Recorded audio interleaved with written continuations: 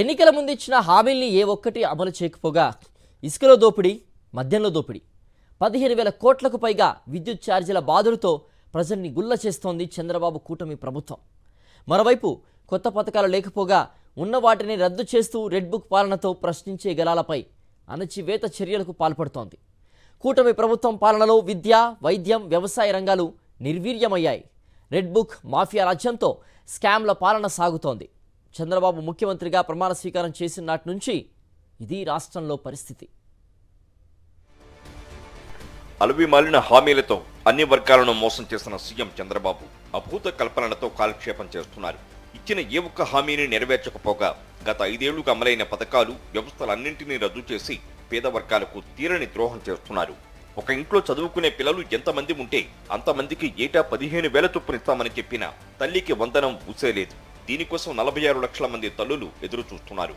ఏటా 20,000 చొప్పున పెట్టుబడి సాయాన్ని అందిస్తామన్న అన్నదాత సుఖీభావ పథకం ఇటు పోయిందో తెలియక 54 లక్షల మంది అన్నదాతలు చూరుమంటున్నారు. పైగా యువత నిరుద్యోగ భృతి లేదంటే ఉద్యోగాల కోసం నిరీక్షిస్తున్నారు. ఇక చంద్రబాబు ప్రకటించిన పేదలను ధనికులుగా మార్చే పూర్తి రిచ్ కాన్సెప్ట్ కాగితాలకే పరిమితం. యువకళం, ఆడబిడ్డ నిధి పథకాలు కనుచూపు మేరలో లేవు. ఆడబిడ్డ నిధి కోసం 1.80 కోట్ల మంది మహిళలు ఆశగా పడికాపులు కాస్తున్నారు. అయితే కనీసం వాటిని అమలు చేసే ఉద్దేశం కూడా ప్రభుత్వ పెద్దల్లో కానరాకపోవడంతో మోసపోయామని ప్రజలు గ్రహిస్తున్నారు. రాష్ట్రంలో ఏ గ్రామంలో చూసినా మహిళలు, రైతులు, విద్యార్థులు, యువత అంతా అదే జగన్ అధికారంలో ఉంటే ఈ సమయానికి ఏ పథకాల కింద ఎంత లబ్ధి చేకూరేదో బేరీజు వేసుకుంటున్నారు. గత 5 ఏళ్లు విద్య, వైద్యం, వ్యవసాయ రంగాలకు అత్యంత ప్రాధాన్యమిచ్చి పారదర్శక పాలనతో వ్యవస్థలు, పథకాలను ప్రజల ఇంటి వద్దకే వైద్య జగన్ చేరవేశారు. అధికారంలోకి వచ్చిన 6 నెలల్లో 16,000కి పైగా పోస్టులతో మెగా డిఎస్సీని పూర్తి చేస్తామంటూ సీఎం చంద్రబాబు చేసిన తొలి సంతకం మునిగిపోయింది. వైఎస్ఆర్సీపీ ప్రభుత్వం అమలు చేసిన అన్ని విద్యా సంస్కరణలను రద్దు చేయడమే పనిగా పెట్టుకున్న కూటమి సర్కారు 6 నెలలుగా ప్రభుత్వ పాఠశాలలపై అనేక ప్రయోగాలు చేసి ఏ ఒక్క హామీని అమలు చేయలేదు. ఐబీ, సిబిఎస్ఈ, టోఫెల్ను రద్దు చేసి తల్లికి వందనం పథకం అమలుపై మాత్రం చేతులెత్తేస్తుంది. ఇంగ్లీష్ మీడియం చదువులు, డిజిటల్ తరగతి గదులు, పిల్లలకు ట్యాబులపై చేతులెత్తేస్తుంది. ప్రభుత్వ విద్యను నిర్వీర్యం చేసి ప్రైవేటుకు లబ్ధి చేకూరుస్తోంది కూటమి ప్రభుత్వం. స్కూళ్లలో అమలు చేస్తున్న పథకాలకు పేర్లు మార్చిందే కానీ ఒక్క విద్యా సంస్కరణను అమలు చేసింది లేదు. పైగా పీటీఎం పేరుతో ఉపాధ్యాయులను ఉరుకులు పరుగులు పెట్టించి ప్రభుత్వ విద్యా సంస్థలను రాజకీయ ప్రచార వేదికలుగా మార్చేశారు. రాష్ట్రానికి రావాల్సిన 700 MBBS సీట్లకు మోకాలడ్డిన కూటమి ప్రభుత్వం కొత్త వైద్య కళాశాలలను ప్రైవేటు పరం చేస్తూ విద్యార్థులకు తీరని అన్యాయం చేసింది. కూటమి ప్రభుత్వం అధికారంలోకి రాగానే ప్రతి రైతుకు 20,000 చొప్పునిస్తామన్న పెట్టుబడి సాయాన్ని 2 వ్యవసాయ సీజన్లు గడుస్తున్నా అందించలేదు.